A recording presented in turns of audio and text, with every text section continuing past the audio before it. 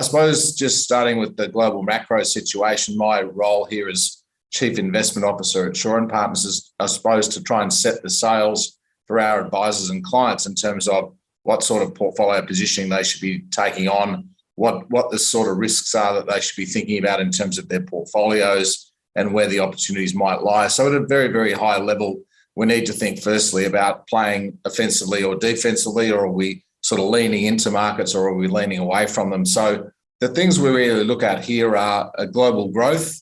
There's a number of different ways to look at that. There's things like the purchasing managers indexes or indices, such as the one that came out of China today that showed the Chinese economy is starting to reaccelerate after months and months of slowing down. So that's one interesting read on growth.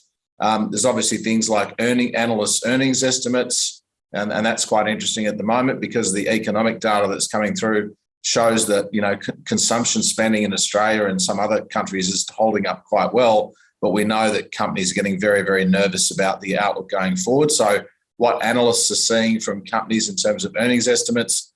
And thirdly, really is leading indicators. There's a couple of groups globally that put together statistics that are designed to try and interpret whether the economy is going, whether it's speeding up or slowing down. So the Conference Board in the United States is one such group. The OECD in France is another one. So we look at those measures as well. Now, pretty much across the board, they're all pointing to slower growth. So we are seeing expectations of global growth continuing to slow. We're obviously hampered by supply chain issues, COVID restrictions, and very patchily coming out of COVID lockdown. So we are seeing global growth continuing to slow, and that's just, I suppose, one caution. The second thing we look at is financial conditions, which very simply put is it easier or harder to get money, and is it easier or harder to more expensive or cheaper to secure that money? So if we think back in Australia 2 years ago, you could lock in a 4-year fixed rate mortgage for less than 2%. There were some of my colleagues that managed to lock in sort of 1.8, 1.9% mortgage rates for 4 years fixed. So that same loan today, a 4-year fixed mortgage, is more like 4% than 2%. So even though the Reserve Bank's only increased rates to 0.85%, mortgage rates in that sector of the market have doubled. And that's what we're seeing around the world. So we're seeing financial conditions, whether you're a borrower or you're a corporate or you're trying to access money, consumer lending, etc. All of these forms of credit are becoming more expensive and more difficult to get. So we've gone from having a world that was awash with money to it's now getting a lot tighter. And again, markets don't like tightening financial conditions. So I suppose that's warning sign number 2.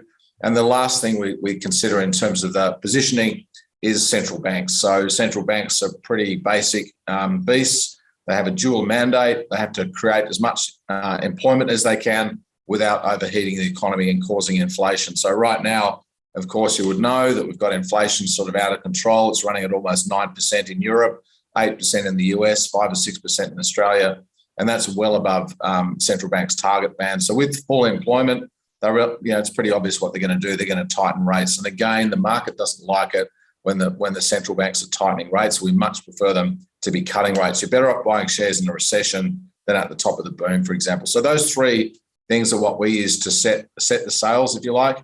And at the moment, we're just a little bit defensive. It doesn't mean we're not invested. We're pretty much fully invested for our clients, but we might be a little bit more defensive. We might have a bit more in fixed income and floating rate notes and a bit more in energy and these sorts of sectors that are inflation hedges. So the second part of the way we're guiding people is in terms of the allocation to stocks within a portfolio. So if I think of the Aussie equity market, I've got a bunch of stocks which have proven to be a fantastic hedge against the rising inflationary expectations we've seen in the past 6 or so months. So even though markets have been sold off in almost every region and almost every asset class in the past 6 months, the energy sector is up about 30%. So it has proven to be a very good hedge against inflation, not just this year, but also historically, because it's often the cause of the inflation is energy prices shooting up. So that's done very well. The utilities sector, which is very defensive, has a lot of companies that can move their prices up by inflation. So think about Australian Pipelines or Transurban. They're all inflation-linked, the revenues. So the utilities and the energy sector have actually gone up this year everything else, as you would probably know, is down, and in some cases down quite heavily. So we're just sort of moving, I think, from a concern about inflation hedging to a concern more about economic growth, because, as I said earlier, companies are starting to get nervous about the outlook. And the major reason for that is these interest rate hikes and the impact of inflation. So anyone who's filled a car up with petrol in the past couple of weeks will know, the horror story of you're going well over 100, in some cases $200 to fill your car up. And multiply that right across the food inflation we're seeing and so forth.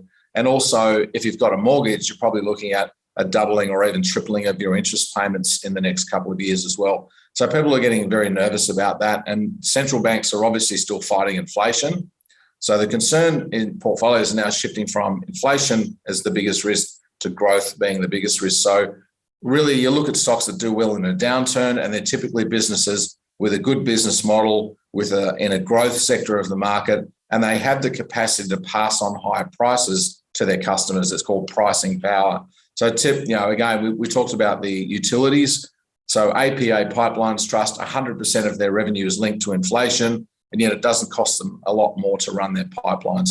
Transurban with the toll roads, 80-90% of those tolls are linked to inflation, doesn't cost them any more to run the road. So they're really good investments. But we're also thinking in healthcare, things like healthcare equipment such as ResMed or CSL in the pharmaceutical space. Those companies do well. Amcor in the industrials area have very good pricing power because of the nature of their business.